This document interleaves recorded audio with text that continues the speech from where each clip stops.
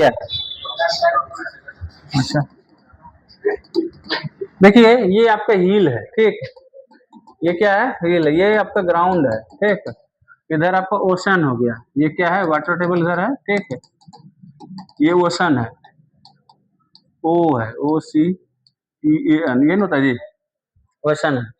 अब क्या होता है, जब हमारा पहाड़ पे झरना वगैरह से पानी उनी आता है ना, आके धीरे धीरे धीरे धीरे क्या होता है, नीचे आता है डाउन स्ट्रीम साइड, ठीक है। ये होता है अप स्ट्रीम साइड, इधर से फ्लो इधर की करता है। तो ये क्या होता है, कुछ वाटर नीचे चला जाता है, ठीक है, परकुलेट कर दे, इसको बोलते हैं परकुलेशन, ठीक। डायरेक्ट ग्राउंड वाटर टेबल में जो वाटर मिलता है उसको क्या कहते हैं, परकुलेशन होना, ठीक। और ये यहाँ से फिर कहाँ आता है, ओशन में जाके मिल जाता है, ठीक।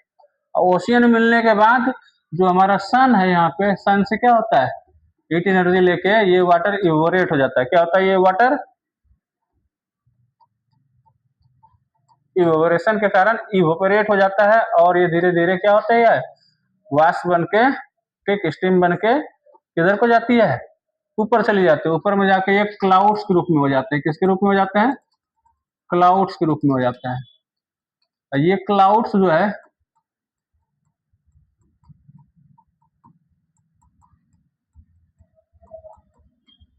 ये क्लाउड्स जो है भी है, क्लाउड्स जो है, ठीक, ऊपर में जाने के बाद ये क्या होता है, कंडेंसेंस होता है, ठीक है।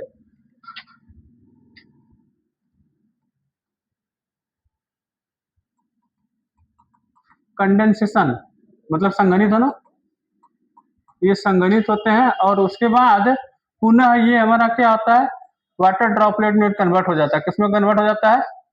वाटर ड्रॉपलेट में कन्वर्ट। और उसके बाद ये हमारा क्या होता है, पृथ्वी पर पुनः गिरना स्टार्ट कर देता है। यही बादल हमारा, ये क्लाउड इधर भी होगा, क्लाउड इधर भी होगा, इधर भी होगा, और यही क्लाउड क्या होगा, कंडेंसेशन के थ्रू ये ड्रॉपलेट में कन्वर्ट हो जाएगा। और जब ये ड्रॉपलेट में कन्वर्ट होगा, यही हमारा ड्रॉप जब नीचे गिरेगा, इसी को हम लोग क्या बोलेंगे, प्रिसिपिटेशन। क्या बोलेंगे इसको? प्रिसिपिटेशन। और पुनः फिर कहा, जहां से गई थी वहीं फिर आ गया, है ना।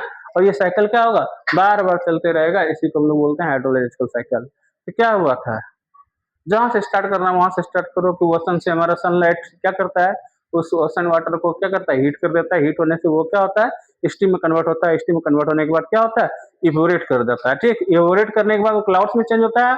और क्लाउड जब हमारा क्या होता है, उसका डेंसिटी इंक्रीज करने लगता है, तो वो क्या होता है, प्रिसिपिटेट हो जाता है, ठीक। सॉरी, कंडेंसेंस हो जाता है। कंडेंसेंस होने के बाद हमारा क्या होता है, ड्रॉपलेट में कन्वर्ट होता है, और वो वर्षा के रूप में नीचे गिरने लगता है, रेन वाटर बन जाता है, जो कि प्रिसिपिटेशन प्रोसेस में कहलाता है।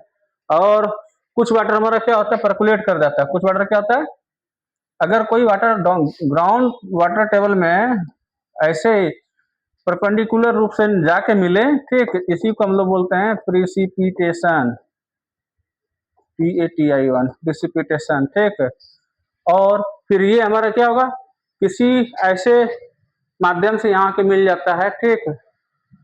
एक वाटर टेबल दूसरे वाटर टेबल के साथ कनेक्ट हो जाता है ना, वहां से वो पानी पुनः जाके कहाँ, ओशन में चला जाता है। ओशन से फिर ये साइकिल बार बार होते रहता है। इसी को तुम लोग हाइड्रोलॉजिकल साइकिल बोलते हैं, है ना जी। तो क्या नहीं पढ़ाया गया है, कहा नहीं याद रखती है सब।